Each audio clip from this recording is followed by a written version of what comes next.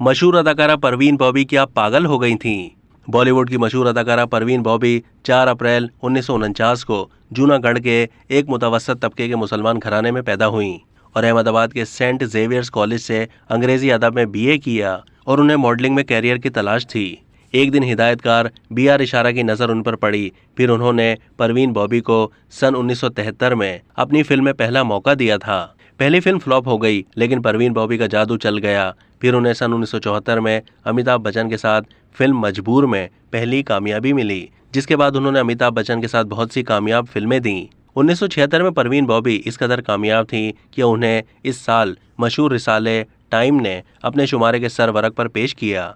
वो सिनेमा के पर्दे पर जितनी कामयाब थी, असल जिंदगी में उन्हें मायूसी ज्यादा हाथ आई। सबसे पहले अदाकार डैनी के साथ उनका अफेयर रहा, लेकिन बात आगे नहीं बढ़ सकी। डैनी के बाद परवीन बॉबी और कबीर बेदी के इश्क की कहानी शुरू हो गई तो उन्होंने अपना कैरियर तक छोड़ दिया था, मगर उनसे भी ताल्लुकात खराब हुए तो परवीन बॉबी बॉलीवुड में वापस आ गईं।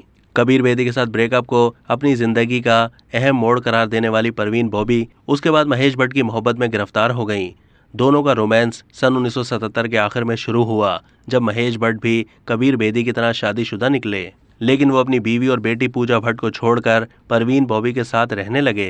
परवीन बॉबी के साथ अपने ताल्लुकात पर महेश भट्ट ने फिल्म अर्थ बनाई थी। इस फिल्म से जहां महेश भट्ट का कैरियर परवान चढ़ा, वहीं परवीन बॉबी इस मकाम पर पहुंच गईं जहां से उनका जहनी तवाजुन बिगड़ने लगा था। महेश भट्ट के साथ रोमांस के दौरान ही परवीन बॉबी को जहनी बीमारी शुरू हो गई थी, जिसे महेश भट्ट ने अपने बहुत से इंटरव्यूज में पैरानाइड शिज़ोफ्रेनिया बताया है। सन 1983 में परवीन बॉबी बॉलीवुड छोड़कर अमेरिका चली गईं, मगर वहां भी उनकी जहनी बीमारी का कोई इलाज नहीं मिला।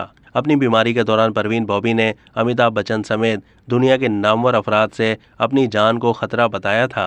अपनी मौत से 1 साल पहले उन्होंने एक इंटरव्यू में कहा था कि Marlon Brando, Elvis Presley, Laurence Olivier और माइकल जैक्सन के होते हुए अमिताभ बच्चन को इस सदी का स्टार मुंतखब किया जा रहा है। इससे बड़ा लतीफ़ा और क्या हो सकता है। इसी इंटरव्यू में परवीन बॉबी ने अमिताभ बच्चन को इंडिया का 10वां सबसे खूबसूरत शख्स मुंतखब करने पर यह कहते हुए तंज किया कि देव आनंद, फिरोज खान, शम्मी कपूर, शशि कपूर, हत्या के राज कपूर या ऋषि कपूर उनसे ज्यादा खूबसूरत थे। तमाम अमिताभ बच्चन ने परवीन बॉबी के बारे में कभी भी खुलेआम कुछ गलत नहीं कहा।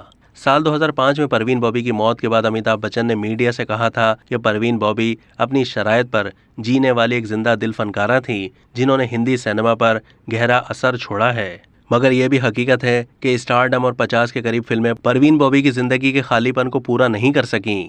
अब तक के लिए इतना ही। मजीद मालूमात के लिए डेली जंग के यूट्यूब चैनल को सब्सक्राइब कीजिए।